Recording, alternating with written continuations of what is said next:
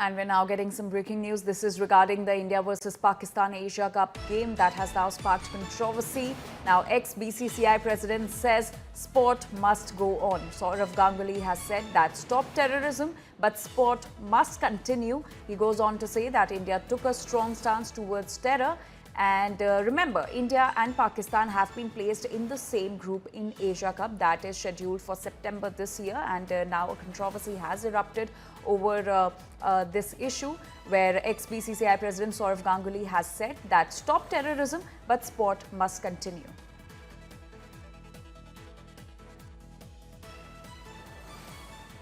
Because sports is different. Sports is different. I'm happy that they are playing. It's an honest confession. Pahalgaon should not happen. Death should not happen.